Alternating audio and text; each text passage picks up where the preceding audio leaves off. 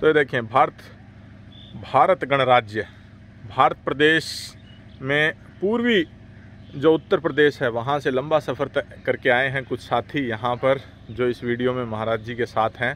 उनका आशीर्वाद लेने के लिए और इन नंदियों का, इन गऊओं का एक जो खुद जा कर के और व्यक्तिगत स्तर पर इनसे एक बार मिलने की इनकी जो इच्छा थी। तो सोनू भाई हैं, इधर आए, अनंत भाई इधर आए, इधर महाराज जी के पास। जी, कहाँ से आए हैं आप? एक बार अपना परिचय बताएं और इतनी दूर चल कर के आए हैं, बताएं। हम गाजीपुर, उत्तर प्रदेश के गाजीपुर डिस्ट्रिक्ट से आए हैं। जी जी जी जी जी। तो यहाँ पर आकर के आपने, क्योंकि आपके इसी हरियाणा नस्ल के समतुल्य एक नस्ल आपके वहाँ पर है गंगा तेरी, और आपने बताया कि वहाँ पर भी कुछ गंगा तेरी शुद्ध बची हुई है, उसके ऊपर प्रयास कर रहे हैं।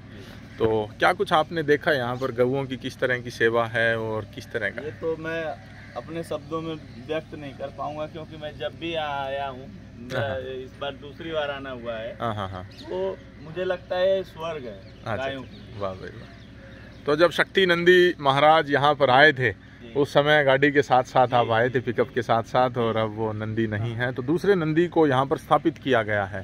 तो नंदी के कैरेक्टर्स जो हैं और उम्र की लिहाज से जो कद काठी और जो शारीरिक बनावट है, नस्ल की शुद्धता में अच्छा है। और आप ही के गुरु महाराज जी खांडवा आश्रम ने ही पहले वाला सांड दिया था और खांडवा आश्रम ने ही ये सांड तैयार करके दिया है। तो देखें, गौएं जो हैं, गऊ वो व्यापार की वस्तु कतई नहीं है। आप इस तरह से नंदी तैयार करें, क्योंकि नंदी को तैयार करके और जब आप किसी को देते हैं नस्ल संवर्धन के लिए तो आप पुण्य के भागी बनते हैं। तो ये देखें, बड़े गुरु जो महाराज थे उन्हीं के दोनों शिष्य रहे, और अब वो जो हैं वो खांडवा गौशाला संभालते हैं। महाराज जी के पास इस गौशाला का दायित्व है, लेकिन देखें गऊओं के प्रति उन्होंने एक सांड तैयार करके इनको दिया है। भाई बहुत ही पुनीत कार्य है ये तो महाराज जी, बहुत ही पुनीत कार्य है। बहुत अच्छा, गायों के बीच में रह के हमें भी जो नहीं इतना आनंद आ रहा है कि बस उसका कोई वर्णन ही नहीं है। बहुत सब जो माँ की तरह दुलार करती हैं, जो जब भी इनके बीच में आते हैं सारी चाटने लग जाती हैं सारी जो। और महाराज जी,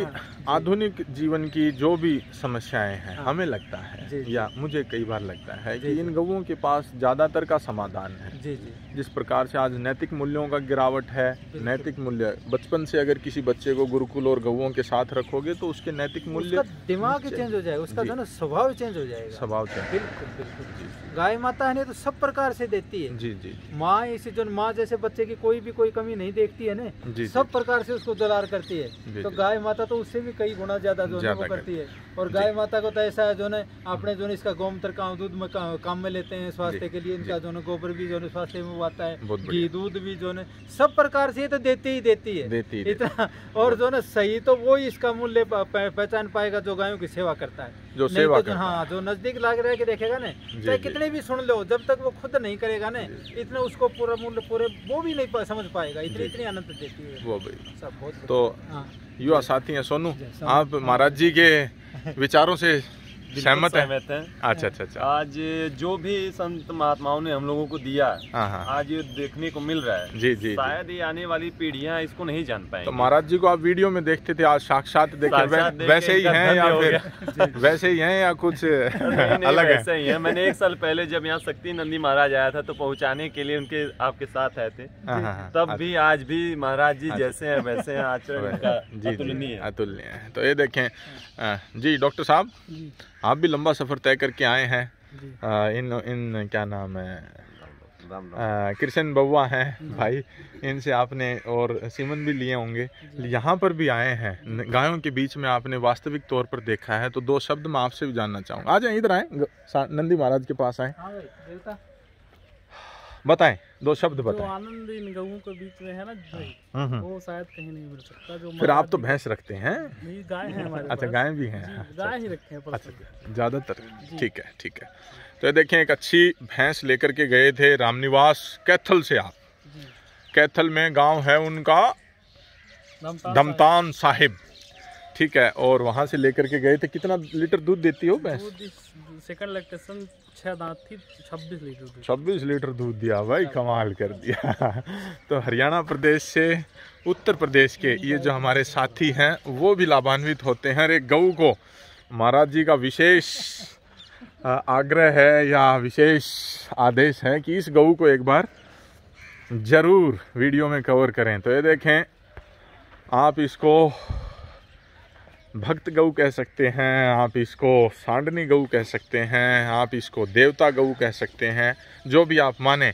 तो ये देखें, बछड़ी से लेकर के आज ये तकरीबन महाराज जी कितने साल की होगी ये? ये लगभग 13-14 साल की होगी। 13-14 साल की हो चली है।